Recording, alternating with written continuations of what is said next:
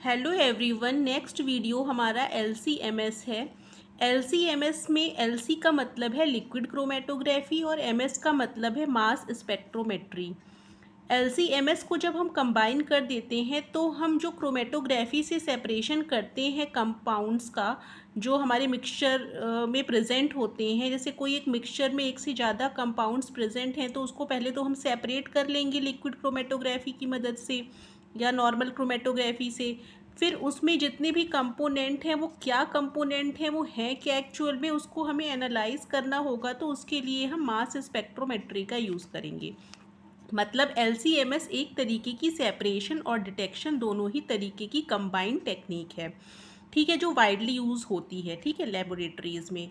तो LC-MS में सबसे पहले हम लिक्विड क्रोमेटोग्राफी के बारे में डिस्कस करेंगे कि वो किस तरीके की होती है। तो लिक्विड क्रोमेटोग्राफी का मतलब है कि मोबाइल फेज़ यहाँ पर लिक्विड है, ठीक है, जैसा कि नॉर्मली हम लिक्विड ही मोबाइल फेज़ का यूज़ करते हैं solid support solid stationary phase के ऊपर से पास कराने के लिए सैंपल को।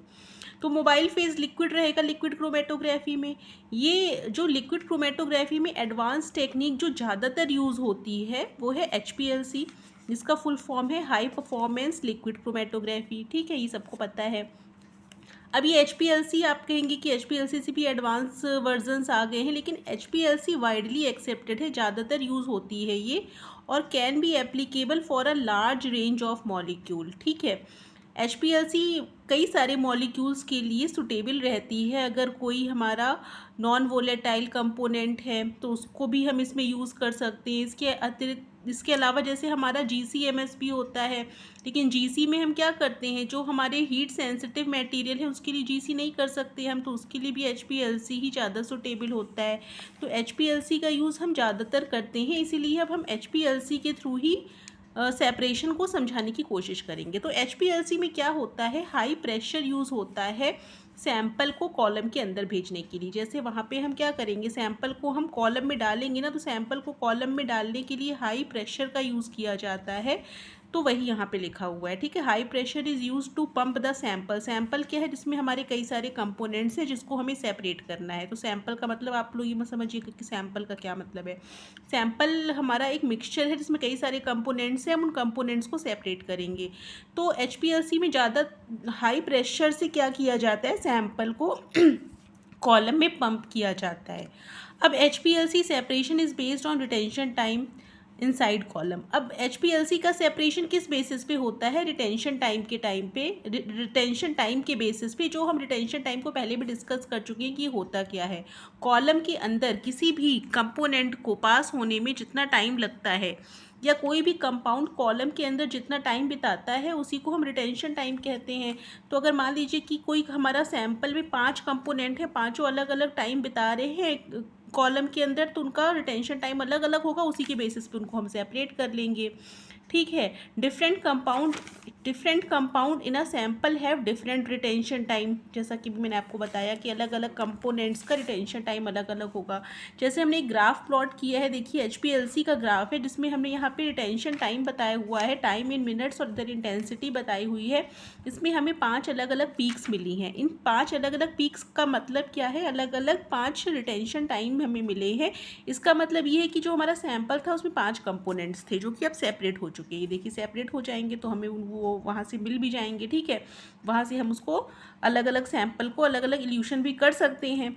तो ये ग्राफ से हमें पता चल गया। अब इस ग्राफ का जो एरिया होता है उससे हमें पता चल जाएगा कि सबसे ज़्यादा अमाउंट पे कौन सा सैंपल प्रेजेंट है। जैसे हमारा 5 वाला जो कंपोनेंट है उसका पीक बड़ा भी आया है, उसके अंदर का एरिया भी ज़्यादा है, मतलब 5th वाला कंपोनेंट उस सैंपल में सबसे ज़्यादा प्रेजेंट है। और सबसे कम कौन प्रेजेंट है, सेकेंड वाला, ठीक है, क्योंकि उसकी पीक भी कम है, एरिया भी उसका कंपेरेटिवली कम ही आएगा। तो इस तरीके से हम इसको फाइंड आउट कर लेते हैं कि कितने कंपोनेंट है, कौन सा कंपोनेंट कम ज़्यादा है, ये हमें पता चल जाएगा।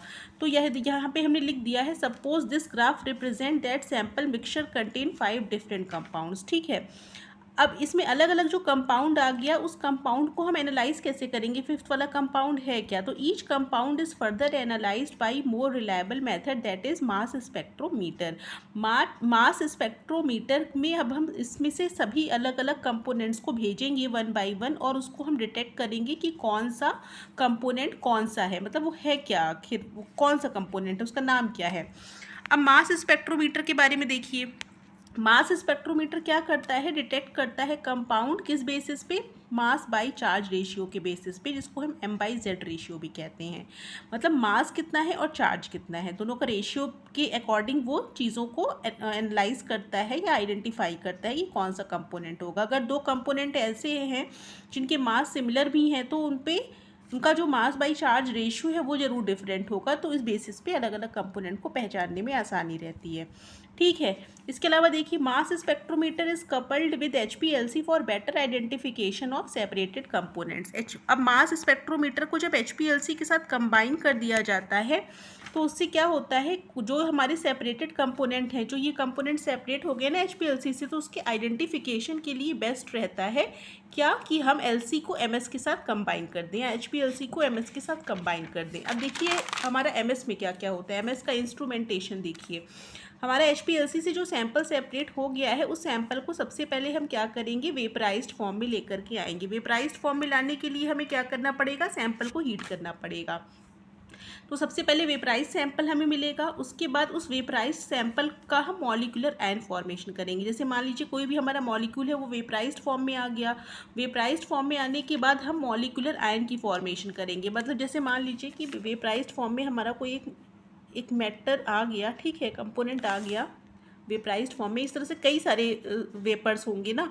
उसके बाद हम इसका क्या करेंगे, आयन की फॉर्मेशन करेंगे, मॉलिक्यूलर आयन बनाएंगे। मॉलिक्यूलर आयन बनाने के लिए क्या करेंगे, हम इस पर बम्बार्डमेंट कराएंगे इलेक्ट्रॉन्स की। ठीक है, तो इसके इलेक्ट्रॉन्स यहाँ से रिमूव हो जाएंगे, कुछ जो इलेक्ट्रॉन की बम्बार्डमेंट होगी वो इसमें से एक इलेक्ट्रॉन को लेकर के अलग भी हो जाएगा, तो ये मॉलिक्यूलर आयन की फॉर्म में आ जाएगा। अब ये मॉलिक्यूलर आयन का साइज़ मान लीजिए बड़ा होगा, तो उसको हम फ्रैगमेंट कर लेंगे, छोटे छोटे आयंस के फॉर्म में तोड़ लेंगे। वैसे भी मॉलिक्यूलर आयन जो होते हैं वो अनस्टेबल होते हैं, तो अपने आप को स्टेबल बनाने के लिए फ्रैगमेंट फॉर्म में आ जाते हैं। तो मान लीजिए इस मॉलिक्यूलर आयन ने 2-4 फ्रैगमेंट बना लिए, कुछ बड़े कुछ छोटे फ्रैगमेंट इस तरीके से, और सभी में क्या होगा, चार्ज होगा, मतलब आयन के फॉर्म में होंगे। तो फ्रैगमेंट बना लेगा जो हमारा मॉलिक्यूल है, तो उसको हम कहेंगे फ्रैगमेंटेड आयन फॉर्मेशन। अब इसके बाद जो ये फ्रैगमेंटेड आयन बन जाते हैं, वो क्या करते हैं, ट्रैवल करते हैं। ट्रैवल क्यों करेंगे, कैसे ट्रैवल करेंगे, ये चार्ज स्पीशीज़ है। चार्ज स्पीशीज़ को जब हम इलेक्ट्रोमैग्नेटिक फील्ड में इलेक्ट्रोमैग्नेटिक फील्ड जब अप्लाई करेंगे, तो ये ट्रैवल करने लग जाएंगे। ठीक है, तो इलेक्ट्रोमैग्नेटिक फील्ड में ये ट्रैवल करते हैं, और ट्रैवल करके कहाँ पहुँचते हैं, डिटेक्टर के पास, और डिटेक्टर एनालाइज कर लेता है on the basis of m/z ratio कि ये कौन सा कंपोनेंट है। ठीक है, अब देखिए जो फ्रैगमेंटेड आयन फॉर्मेशन में कुछ बड़े कुछ छोटे फ्रैगमेंट बन गए, वो इलेक्ट्रोमैग्नेटिक फील्ड में जब चलेंगे तो किस तरीके से चलेंगे। जो बहुत बड़ा फ्रैगमेंट होगा वो इलेक्ट्रोमैग्नेटिक फील्ड में डिफ्लेक्ट नहीं हो पाएगा, इतना मोटा बड़ा फ्रैगमेंट है वो क्या ही डिफ्लेक्ट होगा। छोटे छोटे जो फ्रैगमेंट होंगे वो डिफ्लेक्ट हो जाएंगे, इधर उधर चले जाएंगे, पॉजिटिव निगेटिव की तरफ खींचा चला जाएगा। तो जो बड़े फ्रैगमेंट होंगे उनका डिफ्लेक्शन कम होगा, तो वो जल्दी ही डिटेक्टर के पास पहुंच जाएंगे, और जो छोटे वाले होंगे वो इधर उधर डिफ्लेक्ट होकर बहुत देरी में पहुंचेंगे डिटेक्टर के पास। ठीक है, तो एक ऑर्डर होता है लार्ज टू स्मॉल फ्रैगमेंट, पहले लार्ज का होगा, फिर मीडियम साइज़ का होगा, फिर स्मॉल का डिटेक्शन होगा, उसके बेसिस पे ग्राफ प्लॉट होगा। तो इस तरीके से हम पता चल जाएगा कि वो कौन सा मॉलिक्यूल है जो इतने तरीके के फ्रैगमेंट में ब्रेक हो रहा है। ठीक है, अलग अलग जो मॉलिक्यूल होंगे या अलग अलग जो कंपाउंड होंगे, उनका फ्रेगमेंटेशन जो होगा वो भी अलग अलग होगा। ठीक है, अगर मान लीजिए कि कोई कंपाउंड 1 हमारा 4 फ्रेगमेंट में टूट रहा है, हो सकता है कंपाउंड 2 2 ही फ्रेगमेंट में टूटे, तो इस बेसिस पे भी हम क्या कर सकते हैं, उसको आइडेंटिफाई कर सकते हैं डिटेक्टर की मदद से। तो उसको देखिए, यही चीज़ मैंने यहाँ बताई है कि कौन डिफ्लेक्शन ज़्यादा शो करेगा, कौन डिटेक्टर तक पहले पहुँचेगा, वो यहाँ पे मैंने लिखा हुआ है कि during its travelling in electromagnetic field large fragmented ion deflect less and reach to the detector first. इसको हम इस तरीके से भी लिख सकते हैं कि जो लार्ज मॉलिकुलर फ्रेगमेंट है वो लेस डिफ्लेक्शन को शो करेंगे और डिटेक्टर तक पहले पहुँच जाएंगे। इसमें आप और भी एक ऐड कर सकते हैं कि जो शॉर्ट मॉलिकुलर फ्रेगमेंट होंगे वो उनका लार्ज डिफ्लेक्शन होगा और reach to the detector at last, ऐसे करके आप लिख सकते हैं।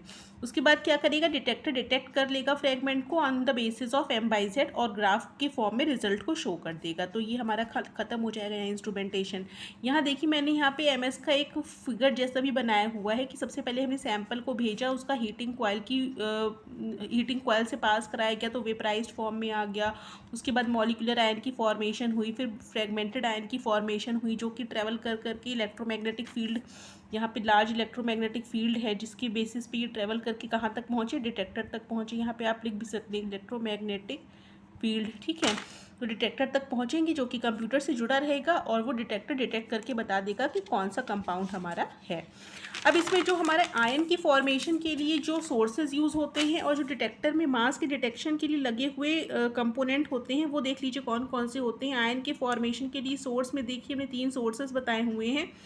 इलेक्ट्रो स्प्रे आयनाइजेशन हो गया, एटमॉस्फेरिक प्रेशर फोटो आयनाइजेशन हो गया, एटमॉस्फेरिक प्रेशर केमिकल आयनाइजेशन हो गया। मास एनालाइजर जो होते हैं वो कितने तरीके के हो सकते हैं, क्वाड्रुपोल हो गया, टाइम ऑफ फ्लाइट हो गया, and trap, Fourier transform, ion cyclotron, resonance, ये सब हमारे मास एनालाइजर और आयन सोर्स के टाइप हैं, ठीक है। इसमें से आप कोई भी यूज़ कर सकते हैं। तो इसमें से आप कोई भी 1-2 नाम जितना याद हो सके याद कर लीजिएगा, इसको लिख दीजिएगा लास्ट में, इतना आप सफिशेंट होगा LC-MS के लिए, ठीक है। तो LC-MS में क्या हुआ, हमारा सेपरेशन भी हो गया, डिटेक्शन भी हो गया कंपोनेंट्स का, और वो आइडेंटिफाई हो गया कि वो कौन सा कंपोनेंट कितना अमाउंट में प्रेजेंट था हमारे दिए गए मिक्सचर में, ठीक है। तो अभी के लिए इतना ही रखते हैं, फिर हम कल और भी कुछ वीडियोज़ लेकर के आएंगे। Thank you.